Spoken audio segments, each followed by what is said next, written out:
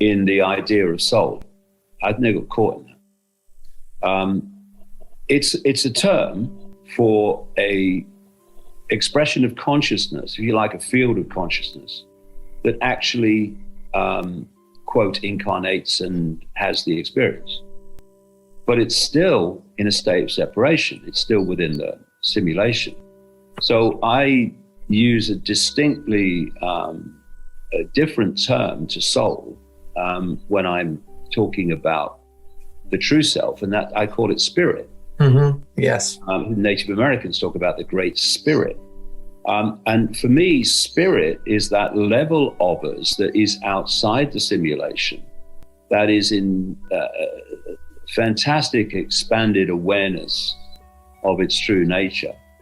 And soul is a still in separation vehicle for entrapment. And so, you know, the manipulators are quite happy for you to talk about soul, because the soul is still in the simulation. But spirit, the true I, that's when they get jumpy, because that's not an expression of the simulation. And I think the expressions of spirit have come into this reality specifically to call out what it really is and help people to escape its clutches, because all the clutches are perceptual. Control perception, you control behavior. Control perception, you control frequency. And so you come in, and I said many years ago, I said, you know, this cult knows more about me than I do. And I don't think that's true now, but it certainly was, because I was like, what's going on? And so when I started to very publicly awaken, I was obviously hit with years and years of historic levels of ridicule. When then that didn't work, because kept going, they turned to demonization and abuse. And now, which is the best part in a way, it's certainly a compliment, the mainstream of the system completely ignores me. It won't even mention me, hardly at all, because it doesn't want to give me any kind of platform, even by abusing me. And, you know, I said on an interview in 2020, the London Real interview, I think, one of them, that these people are terrified of me.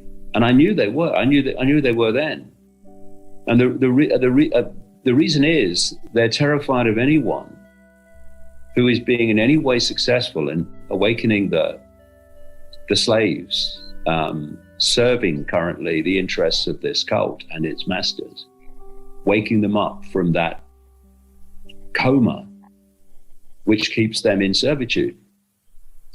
This is why, although there's some really bad things that have happened, they're really bad things, my God, since the COVID played, it's been a massive wake-up call for so many people. And, you know, my problem now, as it has been for so many years over the period of generating any interest in what I've got to say, it's now coping with the interest. So there's many good things happening. And I do feel a change. All right, yes, this cult is increasingly the cornered rat, I think. Because there's other levels of reality that are pushing out against them, and not just people in physical bodies. And they're pushing on because they know, what else can they do but push on? They know nothing else. But I do think the tide is turning, because certainly the energetic tide is turning against them. And I've never been more optimistic challenges by the bucket load that are coming, never been more optimistic that this is going to be successful. We are going to bring this nonsense down by removing that which holds it together, which is human ignorance, manipulated, systematic human ignorance of self and the world that we live in, and who controls the world we live in. Those ignorances, if you like, are what holds the whole thing together. And when they're removed, it must fall. It must fall apart. I would rather be me than Klaus Schwab, put it that way.